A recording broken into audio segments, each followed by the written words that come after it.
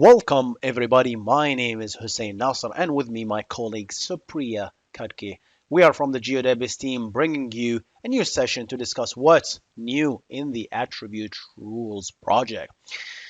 We have so much to discuss. How about we just jump into it? So, we're going to start with what's new in Attribute Rule, specifically in Pro 2.6 and Pro 2.7. So, here are some of just a taste of what we have implemented in Pro 2.6 and Pro 2.7. So we have a bunch of new globals and functions such as $edit context, which will give you, we're going to go through that. It's going to give you context in editing, whether you're editing, whether your attribute rules is triggering on an insert, on an update, or a delete. Very, very useful to group things together or to log your track your editors, right? This is very, very useful. GDB version tracks whether you which version you're editing in. This is obviously Supriya is going to show that. This is very useful to know that you want to prevent people from editing default versus you want to have different logic completely in a version. You can use this function to get the version. Obviously, this is only supported on multi-version geodatabases. And get user, that's another function we added in Arcade, and it's being used in the attribute rule profile to get the current user that is executing this attribute rule.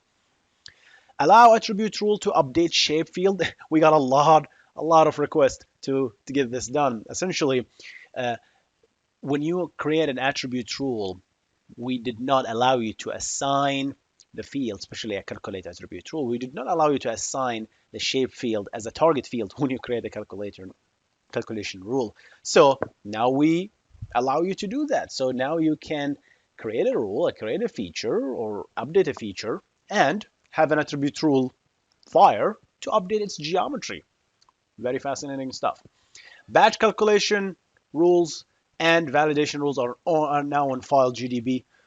Obviously, this is way overdue. A lot of people ask us to implement this. Now it's in file GDB. You can have batch calculation rules and validation rules on file GDB. Updating multiple fields with a single attribute rule. I'm going to show that part. This is very, very interesting too. So you can group multiple attribute rules into a single one instead of having to create different rules to update different fields in a single feature. That was a little bit annoying, I think. Create, update, delete utility network association. That's a very specific to utility network attribute rule specific. But now you can target the sentinel values called UN underscore associations to update, delete, or create utility network associations. We're going to show that part. Attribute rule diagnostics to identify slow attribute rules or just errors in general. It's like you guys asked us, like, how do you identify whether some what is what rules are failing or what rules are slowing your edges down. So we added diagnostics in Pro and Server to help you identify this. I'm going to show this part. How about we jump into the next part? Hey everyone! Before we get into what's new with attribute rules, let's do a quick refresh of the different rule types and what each rule type is used for. Attribute rules are built into the Geodatabase, and what this means is you create each attribute rule on your feature class within the Geodatabase, and wherever you share that data or that Geodatabase, the attribute rule goes with it, and when you're editing any specific data, the attribute rules on that data are going to be executed. So, for example, if I share some data as a feature service, when I edit that data via the service, those attribute rules are going to be executed. There are two main ways to apply attribute rules. The first being to improve data entry practices. You can use attribute rules to populate fields, and you can also use them to restrict any invalid edits. So while you have editors editing the data, you can control how their edits are going into the data. Another use case is for data review. You can use attribute rules to highlight or generate errors for any invalid features that already exist in your data. And you can also use attribute rules to populate existing data in bulk during the data review process so that you repair any invalid edits all at once. Now, attribute rules were introduced at Pro 2.1, but every subsequent release we have been improving the functionality, adding new features. So we'll be going over in this presentation all the new functionality since Pro 2.5. Now, each attribute rule as its foundation has a script that's written in Arcade, which is our Esri GIS platform scripting language. You can use Arcade for pop-ups, labels, and all sorts of things. But for an attribute rule, you use Arcade logic to determine what you want the rule to do. And we'll be sharing some of the Arcade scripts to create the attribute rules you see in today's presentation. Something to keep in mind is also with Arcade, we are constantly improving its functionality. So there are new Arcade functions that get released with each Arcade release. You want to pay attention to when that function is released because it will impact how it behaves with your other configuration. So if a new function is released, you have to be sure your enterprise and pro version are compatible with that function. We'll go over that a little bit more later on.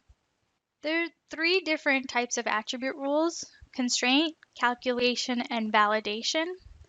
Constraint rules are rules put in place to prevent editors from adding any invalid edits. So as they are inserting, updating, or deleting features or records, constraint rules are being triggered and evaluated and either allow the edit to go through or prevent the edit from going through. When you set up a constraint rule, you're also setting up a user-defined error message that will pop up when an editor is violating that constraint rule. And when an edit is violating a constraint rule, that edit is being rolled back. So it's being prevented from being added to the data. This enhances the overall editing experience and prevents any edits from getting into your data. The second type of rule is calculation. Calculation automatically populates fields or attributes in your feature class or tables. You can apply it to a single field or you can edit multiple fields at a single time with those operations. And then the order of your calculation rules is important because the order that it's in the data is the order of operations that it gets executed in. So that's important to keep in mind.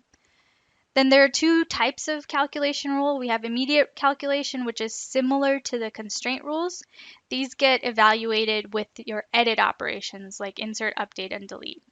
Then there's a second type called batch calculation, which you choose to evaluate in bulk. So all existing data that you have will get evaluated all at once and the calculations will be done all at once. So you can choose to do this as a nightly operation or a weekly operation. Then the third type of attribute rule is called validation. And validation evaluates existing data similar to batch calculation rules, and it will create error features for any data that is violating the rules logic.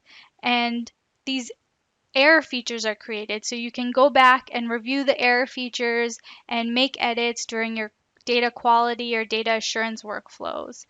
And there you have it, the three different attribute rule types and how they can be applied for your own use case scenarios. So one of the frequently asked questions are, what are the best practices while writing Arcade for attribute rules? What things we can watch for? What parameters we can pass so we can make our attribute rules a little bit performant? So we have compiled a list of few best practices that may help you or guide you when you write these attribute rules. So the first one is feature set by name takes, as you know, the data source, the name of the table class that you want to open, fields that you want to return, and whether you want the geometry back or not. And specifically on the last two parameters, whether the fields specifically and geometry, if you're not using those fields, or if you're not planning to use the geometry, do not return them. We do not turn those off for you. By default, we always assume you're gonna want the geometry back, and you're gonna assume you want all the fields back. So, and then as a result, it's always recommended to only select fields that you need, and if you need geometry, return that. I'm going to show an example in a minute. Another mistake or that I've seen in many scripts and many scripts that we used to even write this thing. So another kind of performance penalty that you can avoid is avoid calling count on feature sets just to check if they are empty. We have this logic, and some of the scripts I even wrote had this unnecessarily, right? So I went back and rewrote those. So the idea of calling count to check if the feature set is empty, if the filtered feature set is empty, so you can do some other logic, is adding an additional cost, because count issue a query to check the count of a certain filter based on the feature set, which issued a query, and we know how slow count can be if you have lots of rows to pull back and iterate through. So instead, what you should do is just, you have a feature set, just iterate through it. And if you didn't get any results, you're going to exit the loop early, and you can check through that. I'm going to show an example on that. Uh, Another idea is just to try as a best practice to write less attribute rules if possible. Uh, Example here, the more rules you have, the higher the overhead. Because when you open the class, we have to load these attribute rules. And the more attribute rules you have, the more we have to go through, and the more we have to iterate through. Not only that, even throwing an edit, if those rules are not disabled, we have to iterate through each attribute rule and execute these attribute rules manually, right? If they are not given that they are not batch. Using multi-field attribute rule or $edit context to group those attribute rules can be really helpful, especially because not only you can execute the attribute rule once, only one, you're gonna also minimize the number of attribute rules, which will definitely give you performance boost. When applicable, move complex immediate calculation uh, rules and constraint rules to batch and validation to increase editing throughput. Because every time you edit, if you have immediate calculation rules, those will be executed. And the more rules you have, the more rules you have to go through, the more the editing, the apply edit specifically, will be affected, and you can see the latency. So minimize those attribute rules, or if you can't, just try moving them as a batch attribute rule so they can be executed on demand using the error inspector or the evaluate GP tool. Here's the example that we talked about. So we have in the first box right here, we're opening a feature set on desktop, opening the device class, and we're explicitly returning everything and the geometry. But if we look through this, we're filtering through type equal 3, so give me all the devices of type 3, whatever that is. I think it's breaker. And then when we get the breakers back, we're looping through all of them, and guess what? We're only using the global ID. So if you have 100 fields, you just return them for nothing, which is a complete waste, and a network bandwidth it's gonna take a lot of network bandwidth, and it's gonna take a lot of work on the database to pull them to begin with, plus the geometry, which is even more expensive. So below, what we need, since we're only using the global ID and we're not really using the geometry as we see here, right? Then you can safely turn the false, and then the global ID will only be selected. And you might say, Hussein, we're actually using the type equal 3. That's not true. This is just a filter predicate that is pushed into the where clause, right? Has nothing to do with what you're saying. You can select any field you want here, not select. You can put any field you want here, but you don't have to put it right here. It's just when it comes back, the results that comes back, the feature set, what are you using of those features is what you need to put in the selected fields. Another best practice is to avoid count when you don't really need to. For example, the same query here, I'm calling a count on the feature set to see if it's zero, if that means if the result set is empty, just go ahead and exit. And that's not so bad if the actual result set is empty. However, if it's not empty, then you'll end up executing this query first, and then if it's not empty, then you're gonna go and here we're gonna execute another query to actually fetch the result set, right? And that is included two queries. So how can we minimize this to one? Just iterate through the thing. When you iterate it, we're going to execute one query to actually pull the global IDs without the geometries. And if there's nothing, then you wouldn't have entered this loop. And as a result, just put a variable here. And if that variable didn't change, that means you didn't enter the loop. That means there's nothing to worry about, right? This that means this feature set is empty. And that's how you find it. That's just another trick, guys, you can do. And there's many other tricks that we can do with these kind of things. Let's go through $edit context, a new arcade global that we have added on, I believe, Pro 2.6. This global will have properties in it. This is a dictionary that will have different properties. One of the properties called edit type, and it will give you the whether this operation is an insert, is an update, or it's a delete. Very useful. Let's show an example of how this will look like. So we have here a point class and a table that's called logs. And every time we insert, I'm going to go ahead and create 3 features. I'm going to now save my edits. And if you go to the logs table, you can see that we have now 3 entries that says object ID number 4 has been inserted, object ID number 5 has been inserted, and 6 has been also inserted. Now let's go ahead and delete one of this, and let's go ahead and just move this object. And then if I save, you can see that all these operations have been logged successfully. Maybe not the last one. Let's just finish the update. Now if I save and I go back, you can see that the delete operation has been recorded, and you can see that number 5 has also been updated. So how did we do that? It's a single attribute rule that essentially just does a DML with this our dictionary. It adds a new record to the logs with an attribute of the edit type. That's a field in the logs table. And here's what we pass in: $edit.edit type, and the values could be insert, update, or delete, all caps. And sometimes it's not applicable, for example, in evaluate, right? When you're doing an evaluate, or that is not applicable, so it's not going to show up.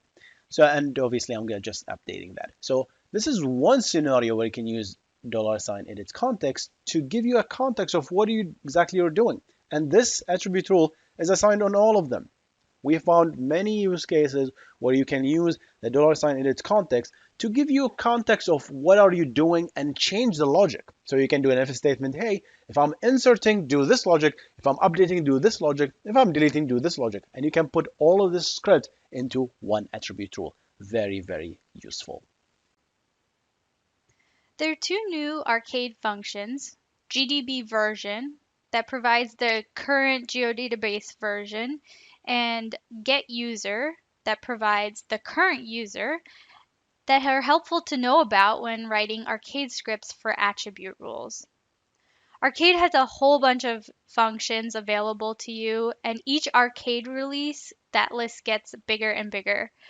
To see a list of all of the arcade functions, you can go to the ArcGIS Arcade website and go to the function reference. Here you'll see a whole list of all of the arcade functions available to you. Some of these are available to work with in attribute rules, and some of them aren't. You can figure that out by looking at each function and understanding the requirements for each. For the GDB version and GDB or get user, those are located under the data functions. And here you'll find out the requirements. One thing I want to note that's especially important when writing arcade for attribute rules is the arcade version that function is released at. So GDB version and also get user were both released at Arcade 1.12. And if you click on that, it takes you to the arcade version matrix.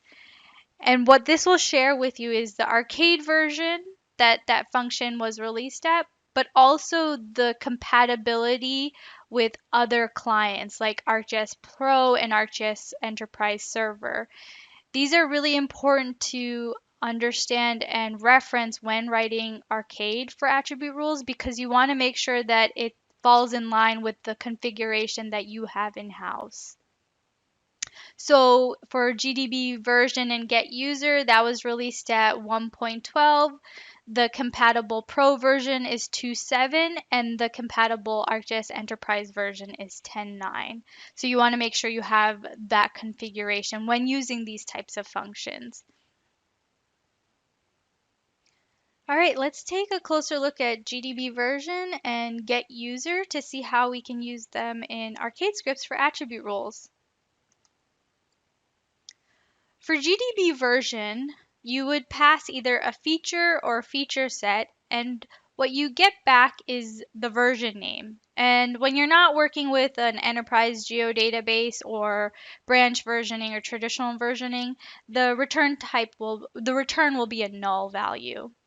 So an example would be the version would be probably sde.default if you were editing in the default version with your attribute rule.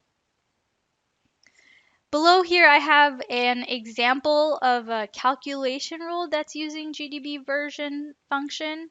I set a variable equal to GDB version, and I'm referencing a feature, the current feature, and then I return that version value. I could use this to populate a field when I'm inserting a feature. I want to record the version that it was created at. I would use this calculation rule to help me do that. Let's take a look at get user. Get user, you'd pass in either the portal URL or a feature set. And it would provide the current context or the current user of that context. So with attribute rules, if you are editing, insert, update, or deleting a feature, it would tell you the current user that is performing that operation. Some additional arguments for this function, you could pass the user ID, but if you leave this null, it will provide you the current user. You could also specify if you want the portal extensions to be returned, either true or false. So portal extensions are things like the utility network user type extension, parcel fabrics user type extension, or trace network user type extension. The return that you're provided is an array, and this provides information for that user type. If you were to leave the user ID null, it would give you the username, the full name of that user, email, the portal groups that user is assigned to, the portal roles that user has. It will also give you the fine-grained privileges that user has, and if you provided extensions true, it would give you the user license type extensions as well. At the bottom here, I have an example of a constraint rule using the get user function. I have set up the portal URL, and I'm trying to get information for the current user using that URL. And what I'm trying to do here is I want to check if that user is part of a certain group. I have an attribute in my feature class called county, and that county is San Bernardino, for example, and I want it to match the group that that user in portal is assigned to. So I do a comparison, and if that's true, if that portal user is assigned to the same county, then I want them to be able to edit that feature. But if those two things don't match up, then I don't want that editor to be able to edit that feature. Say that's another feature in a different county. I only want those users in that county to be able to edit. So then I would return false. Here in my Pro map, I have a feature service with state parts that I've already added a calculation rule to record the geodatabase version a park is created in to the version field of that park's feature class, similar to what we just went over for GDB version. I've also added a constraint rule to only allow edits by editors from that county. Portal members have been assigned to a portal group for their respective counties, so we can check if that group matches the county of the park. I'm currently logged in as Sonia, who works at San Bernardino County. If Sonia tries to move a park that's outside of San Bernardino County and is in Riverside County, then she'll get an error, that 123 error that says user not assigned to the portal group with permissions to edit that data.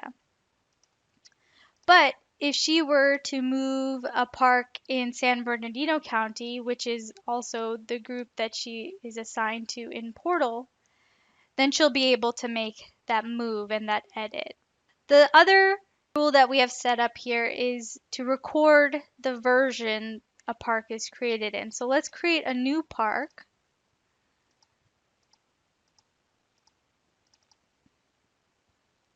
And if we take a look at the attributes for that park, we'll notice in the version field, it has logged for me the version that I'm editing. So if we list the layers here by data source, you'll see that I'm editing a version called job1234 that's owned by my user, and that's being recorded in the version that I created this park in. So whether you are using GDB version function to capture the geodatabase version you're editing in, or using the get user function to keep track of the editors that are doing the edits, you can use both of these arcade functions in your attribute rules to enhance the editing experience.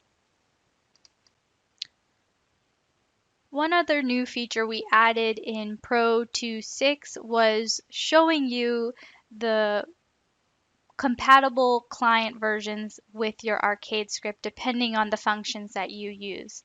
So earlier I showed you the GDB version and the get user information on the arcade website, and it showed that they have been available since arcade 1.12.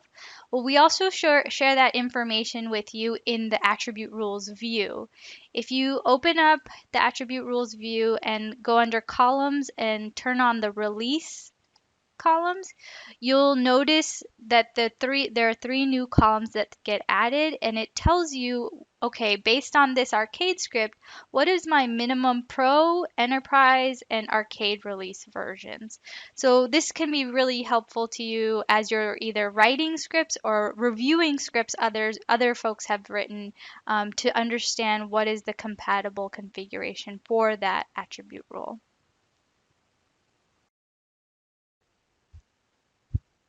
Starting with Pro 2.6, we now allow you to create calculation rules on the shape field, which allows you to alter the geometry of the current feature as you're either doing edits with immediate calculation rules or as features are getting evaluated with batch calculation rules. Let's go into Pro and see what I mean by this. In my map, I have two feature classes, point A and point B. Right now, I could create point B features anywhere around the map and at any distance from any of the point A features. But let's say one of the requirements for this point B feature class is that it must be 25 feet from the closest point A feature. So I can do this by using an immediate calculation rule to update the shape of the point B features whenever it's edited. So let's open up the attribute rules view for the point B feature class. Here I'm going to add an immediate calculation rule. And let's call it point class B. And the field I can choose is the shape. This is what's new at Pro 2.6. Earlier you weren't able to create a calculation rule on the shape field. Now, something to keep in note is that when you are choosing this field to edit with a calculation rule, the return type of your arcade script must be a geometry feature. Speaking of arcade, let's take a look at what the script might look like for me to achieve this requirement. Here I have arcade script for my calculation rule. The first part of this script is taking a look at the current point B feature that is being edited and finds the closest point A feature from that point. The second part of the script will then calculate the new X and Y values for that point B feature based on a 25-foot difference. So I want it to only be 25 feet away from the closest point A feature. Then the last part of the script is going to create a geometry, a point geometry from that X and Y coordinate system. Keep in mind the spatial reference you use when constructing geometry features must be the same as the feature class that you're editing. Then the last part of the script, I'm returning that point geometry value. So I'm just going to take this arcade, add it into my attribute rule, and let's say I only want this to happen when inserting point B features. So I'm going to save that, and let's go back to the map and try to add some B features again. So you'll notice now whenever I add a point B, the shape of that feature is being altered so that it is 25 feet away from the closest point A feature. It's maintaining that slope based on that arcade script logic, but it will change the geometry to follow those requirements that I set up with the attribute rule. Before Pro 2.7, you could only use batch calculation and validation rules in an enterprise geodatabase and on branch version data. And then you'd have to publish that data as a feature service with validation capabilities and evaluate those rules through the service. Starting at Pro 2.7, you can add batch calculation and validation rules in a file geodatabase feature class or table and evaluate the data right within the file geodatabase without the need of a validation service. In my map, I have a point and polygon feature class from a file geodatabase. For the points, I want to be able to populate an X and Y coordinate field in that feature class with the X and Y coordinates of those points' shape. I can do this with a batch calculation rule. Let's take a look at my attribute rules view. Here you'll see I have a batch calculation rule, and in my arcade script, I'm calculating the X and Y coordinates using the geometry arcade function, and I'm returning that information to the attributes X coord and Y coord. I'm choosing to do this operation as a batch calculation rule instead of an immediate calculation rule because I don't need my editor to see the X and Y information as they're editing. This is only information that's needed when viewing the data later on. So instead of eating the cost of having to calculate the geometry of the feature every time someone's making an edit, I can evaluate a batch calculation rule nightly or weekly to have this information populated. For the polygons feature class, I want to highlight features that don't have the comments field populated.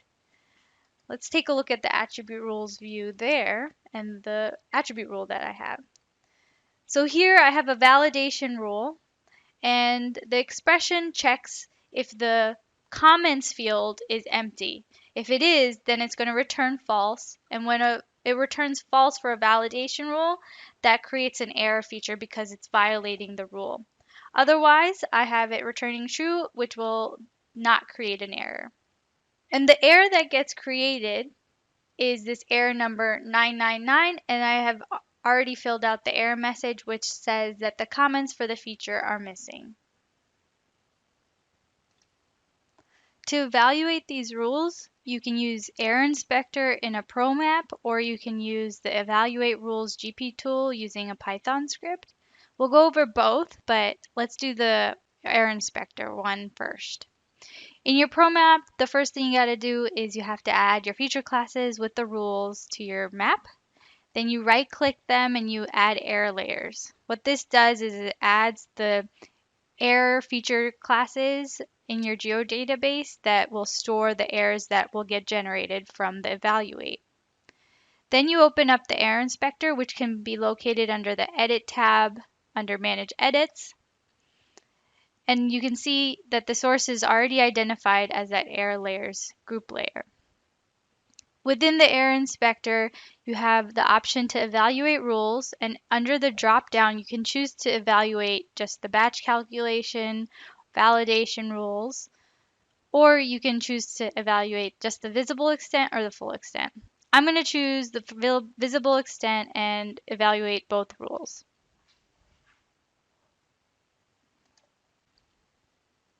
After clicking on evaluate, you'll see that the errors are generated in the map. In the error inspector table, you'll notice you'll have some information about each error. So you'll see the rule type, the source layer, feature object ID, and global ID. This will help you identify what original feature caused the error. Then you'll have information about the error number and error message. This is the information that you set up in that attribute rule. It'll help you understand what rule this error is violating and give you more context on how you can repair it. And then it gives you also the rule name and description and severity, which are also associated with that attribute rule. If I click on one of the point features,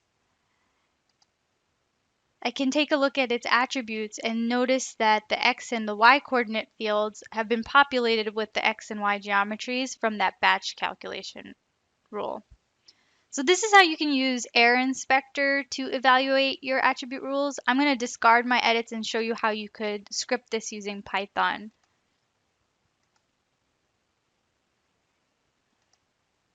Here I have a Python script to run the evaluate rules geoprocessing tool. And basically what you pass in is the workspace, which is going to be your file geodatabase where the batch calculation and validation rules are stored. Then you specify which rules you want to evaluate. Like I showed before, you can choose if you want to run only the calculation or validation rules. In this script, I'm choosing to evaluate both. Then you specify the extent. You can either pass a certain extent of the feature classes that you want to evaluate, or you can pass default and it'll evaluate the entire extent. And then you can choose to run the tool async or synchronously. So I'm going to run this, and we'll go back to our map,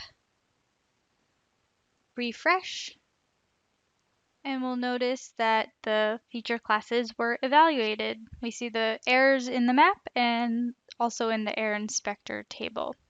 So now with Pro 2.7, you can evaluate your batch calculation and validation rules in a file geodatabase. So for the longest time, if you want to create an attribute rule to update multiple fields, you had to create multiple attribute rules and assign it for each field in the class that you want to update. And this resulted in many attribute rules, and that as a result slows down editing. And you had to execute the same attribute rule many times. Let's show how we solve this in Pro 2.7. So guys, what I have here is a poll class, and I have a compatible unit table which has the specs of the poll. So if I'm going to create a new poll and go to the attribute, and just by selecting the compatible unit itself, you can see that I got updated the height of the poll, the class of the poll, and the type of the poll by just picking that. And behind that is apparently attribute rules. But how do you do it prior to 2.7? In order to do that, you have to have 3 attribute rules for each field. So one assigned to the height, one assigned to the class, and one assigned to the type. And if you look at any of these attribute rules, unfortunately, they are identical. You always execute the same query. You always fetch the same result. And the only thing that difference is just what do you return actually. So it is really not efficient to execute these attribute rules multiple times just to do the same result. So let's show how we can do this in Pro 2.7. So I created the same class, just duplicated it, but now I can do it in one attribute rule. How?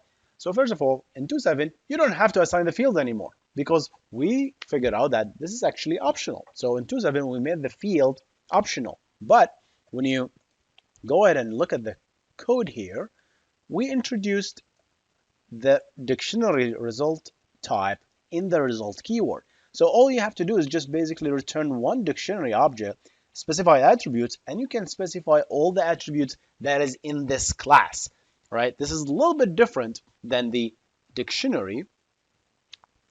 It's very, very similar to the dictionary where you want to update other features, but this is applies to this exact class. Very simple, very straightforward, and to the point. And the best thing is you only execute this rule once, you only execute this query once. So you get so much better performance with this approach. So we really recommend moving all these rules into this new structure. Obviously, the moment you use this structure, you can no longer open this class in previous Pro versions just because of this older Pro and older servers will not understand how to work with this new syntax. We have shipped the ability to create associations back in older version of Pro. However, there was a lot of limitation when it comes to what can you actually associate. We only allow you to associate the feature that you're actually creating or updating to other features that already exist, which has a lot of limitations. We have opened it up with a brand new API and attribute rules, and we're going to show how to do that right now. So what we have here is a utility network, what we call Quickstar or Getting to Know datasets available to download for you guys in the show notes. But what I'm about to do here is I'm about to create a medium voltage line, and I have an attribute rule that will create a circuit breaker, will create fuse, and will create the association down to the transformer and a low voltage network and a service point with just one feature. So let's do this. I'm going to go ahead and create this medium voltage line, and just by actually creating, and you can see how fast that was, right?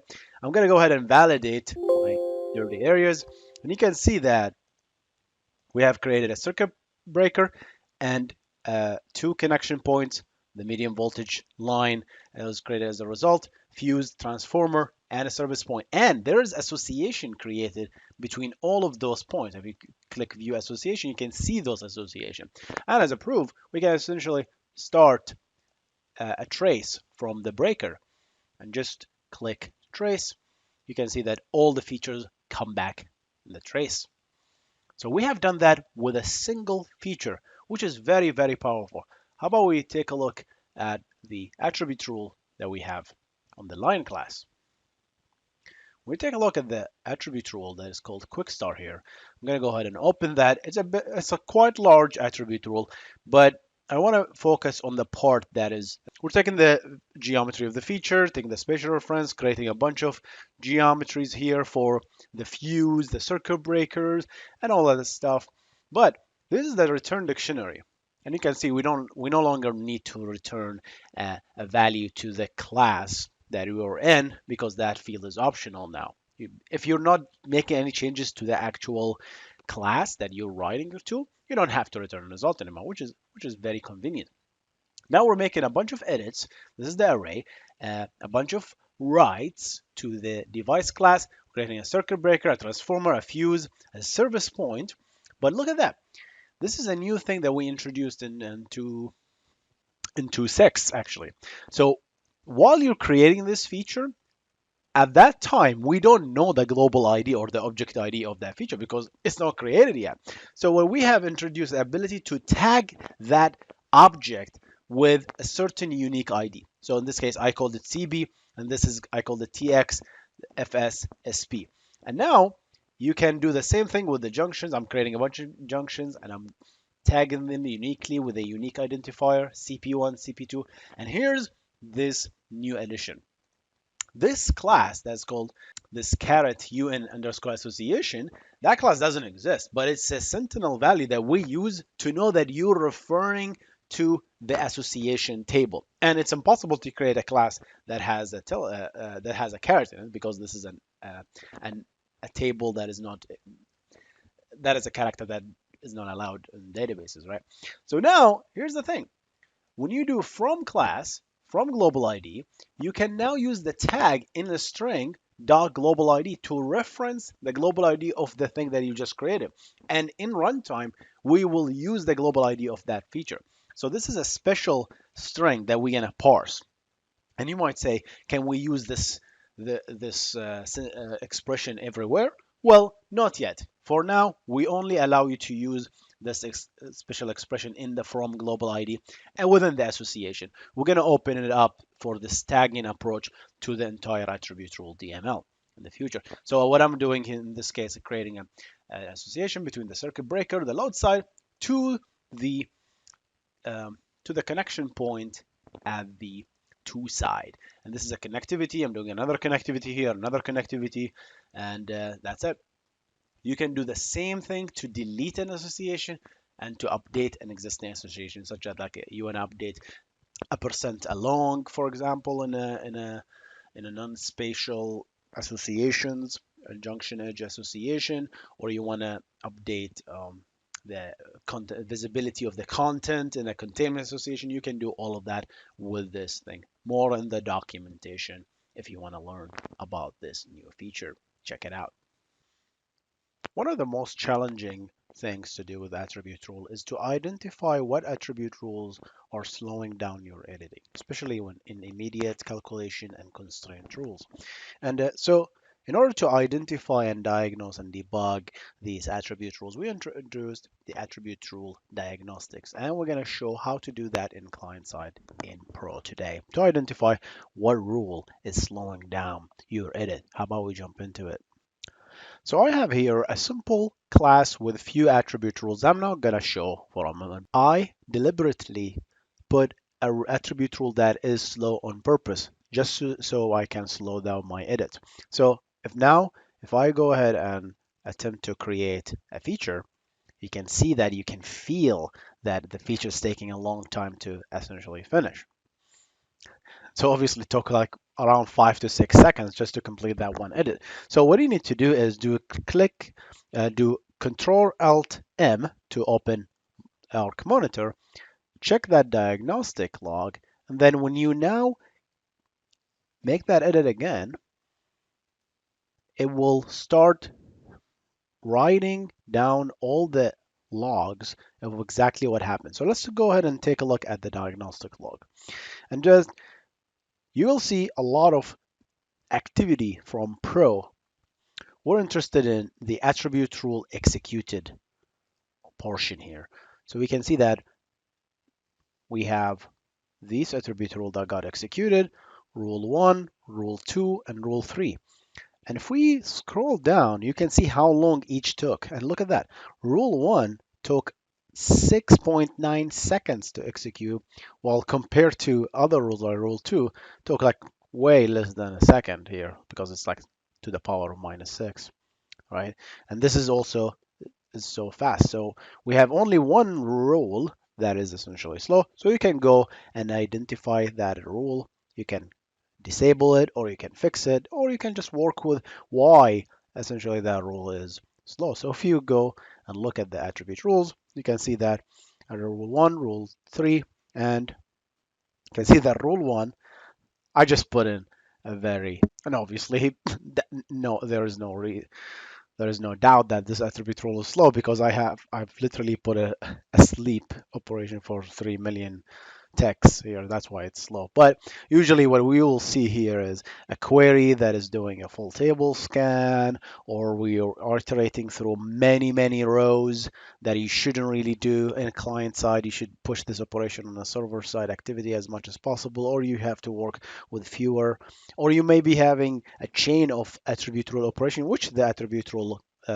diagnostics will also clearly show you in details. So uh, this was an overview of the attribute rule diagnostics. Similarly, if you have a server-side attribute rule, you can see the exact same logs if you enable debug in ArcGIS server, and you can see the same logs showing up on ArcGIS server. All right, guys. This was an overview of what's new in attribute rules. We have discussed new arcade globals, new arcade functions such as $sign edit context, GDB version, get user. We have showed you how to update the features geometry with attribute rules. This is a new feature. Batch calculation rules on file GDB, updating multiple fields with a single attribute rule, create, update, and delete utility network associations, attribute rule diagnostics, and a lot of other stuff too. Thank you so much for joining us today. And hopefully we're going to see you in another session. Goodbye.